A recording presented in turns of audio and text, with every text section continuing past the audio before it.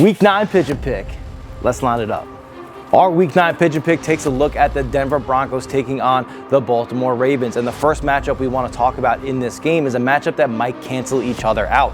We're talking about the eliteness of the Denver Broncos defense taking on the eliteness of the Baltimore Ravens offense. The Baltimore Ravens offense has been extraordinary, especially with the addition of Derrick Henry. And in 3 of their last 5 games, that's when it really popped off, when they were scoring above 1 point per minute of possession time, setting them above everybody else. And on average, they're sitting at number 2 in that scoring behavior metric behind only the Buffalo Bills.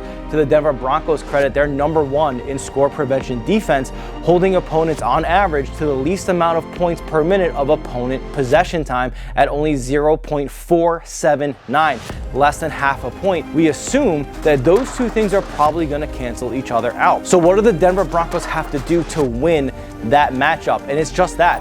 Just cancel out. You don't have to hold the Ravens to 0.79 points per minute of possession time, because frankly, you're not going to. They're just too good. But what you do have to do is hold them to a number that they've already performed at in 5 of their 8 games, and that's 0.85 points per minute of possession time. They've done that in 5 of their 8 games, 3 of those games being losses: the Chiefs, the Raiders, and last week to the Cleveland Browns. So if the Denver Broncos can hold the Ravens to that number, they're going to give themselves a chance if their offense can step up to the plate. And that's the matchup that we think is actually key to this game. The Denver Broncos offense taking on what has been an awful Baltimore Ravens defense. What do we mean by that? Well, we've been telling you every single week. In 7 of 8 games this year, the Baltimore Ravens have allowed their opponents to score above 0.9 points per minute of opponent possession time. That average is second worst in the entire NFL, ahead of only the Carolina Panthers. That is not the company that you want to be in.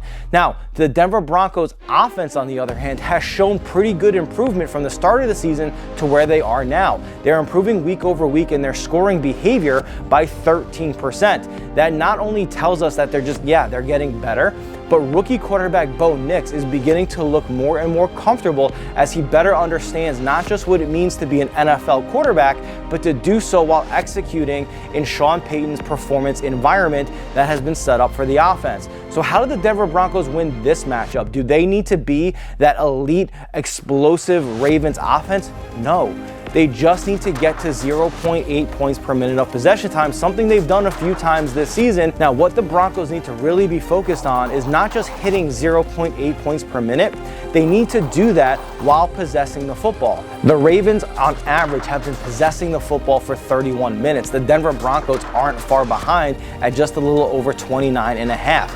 If the Denver Broncos on both sides of the ball can hold the Ravens offense to 0.85 points per minute or less, and on their own offense can score 0.8 points per minute or more while possessing the ball for 29 to 29 and a half minutes, not only are they going to cover that big 8.5 point spread, but they're going to win the game. And to that end, that is actually the most individual likely outcome that we think is going to happen. Is we're going to see a Broncos victory 27-22, and we've actually placed a bet on them to cover that 8.5 point spread. Now, to be clear, Baltimore Ravens and the Denver Broncos each have multiple pathways to winning this football game. It's no sure thing one side or the other, though that 8.5 point spread might lead you to believe that the Baltimore Ravens winning is a sure thing, and we're not positive that that's the case. These numbers that we're talking about hitting are something both teams have a track record of not only holding their opponents to, but of hitting themselves. And where that really hurts Baltimore is on offense. Yes, they have looked explosive and elite, especially in their last 3 to 5 games, but we can't lose sight of the fact that in 5 of their 8 games,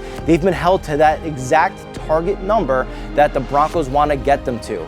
So if the Broncos defense can be worse than they typically are, but better than what the Ravens typically experience, they're going to have a really good opportunity to pull off the upset, especially if Bo Nix and that offense hits their target. And for the Ravens' effort, for them to come down and lose this game, they would need to do something on offense that they have done for 5 of their 8 games. And they would need to do something on defense that they've done for 7 of their 8 games. Those types of numbers give an edge to the Denver Broncos that we might not otherwise see, using these behavioral analytics. If you're interested in how we make our predictions, how we make our picks, and all the analytics we're talking about, from scoring behavior to score prevention behavior, consistency score, margin for error score, all of those other things specific to the science of human behavior and how it applies to football, make sure you click on the link in the comments, the description, and the threads, where you can find all of our information about our free newsletter where we deliver all of this to our subscribers. See you there.